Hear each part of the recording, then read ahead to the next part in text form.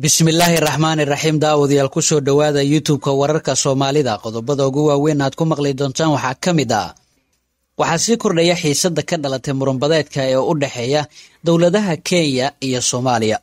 Cilmi baaris ay sameeyeen Maxadka Horumarinta iyo Maamul Wanaagga ee Afrika ee loo soo gaabiyo DIGA ayaa daafuray cilmi baaris ku saabsan xadgudubbadeedka ee Kenya ku hayso badda Soomaaliya. Kulankan ayaa ahaa mid ay isugu yimaadeen khubaro ku xeel dheer cilmi baarisna ku sameeyay khilaafka taagan sidoo kalena madasha ku sugnaa xubno dowlad goboleedka Puntland qorayaal iyo xubno kale oo wax badan ka khilaafka Kenya iyo Soomaaliya ee salka ku haya muranka badda. Kulanka ayaa diiradda lagu saaray qaabka ugu habboon ee lagu wajihi karo khilaafka dhanka badda iyo sidii loogu soo saari lahaa warbixino taabanaya xaqiiqda iyo xadgudubka Kenya ay ku wado Soomaaliya. Xeeldheerayaasha madasha ku sugnaa ayaa dowladda federaalka Soomaaliya ugu baaqay inay arrintan la kaashato cid kasta oo xogogaal u ah isla markaana fidla Soomaaliya aanay isku koobin. Badi dadka kulanka ka hadlay ayaa isku raacay in Soomaaliya ay u baahan tahay hiil ku aadan sidii loogu soo dhicin lahaa xaqeeda iyo in laga difaaco cadowga soo damaaciyay. Kenya ayaa weli ku adkaysanaysa go'aankeedii ahaa inaysan gorgortan ka galaynin lahaanshaha dhulbadeedka muranka uu ka taagan yahay isla markaana si adag u difaacanaysa.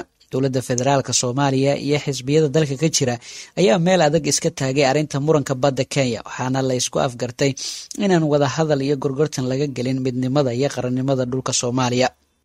Dhanka kalena dowladda federaalka Soomaaliya ayaa lagu eedeeyay inay dayacday amniga muwaadiniinta Soomaaliyeed ee canshuurta bixiya isla markaana ay ku mashquuleen arrimo siyaasadeed.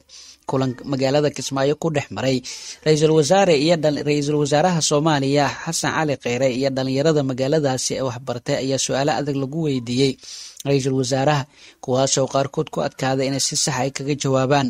Qaar ka mid ah dhalinyaradii la kulantay ra'iisul wasaaraha Soomaaliya ayaa su'aalihii ay weydiiyeen waxaa ka mid ahaa sababta dowladda federaalka u sugi la'dahay amniga shacabka Soomaaliyeed gaar ahaan kuwa Muqdisho maalin kasta dil bareer iyo qaraxyo ismiidaamina ku dhamaada.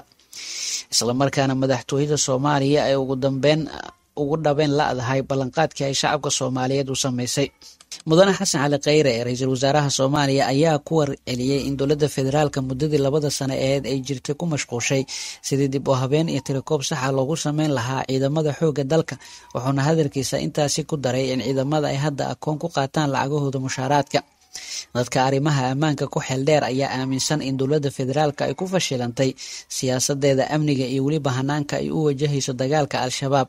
Muddada 2 sano ee dowladda federaalka ay jirto wax dagaal ahi kuma aysan qaadin Al-Shabaab balse taa cagsigeeda Al-Shabaab ayaa sii laba jibaaray weerarada ay ka geysanayaan magaalada Muqdisho. Daawadayaal intaas ayay nooga egyihiin wararkii ugu dambeeyay ee idinkaga imaanayay YouTube-ka wararka Soomaalida. Fadlan subscribe saar channel-kan haddii aad ku cusub tahay, la garay, share garay, weliba qaybta hoosena comment ama faaladaada noogu reeb. Waana mahadsantahay.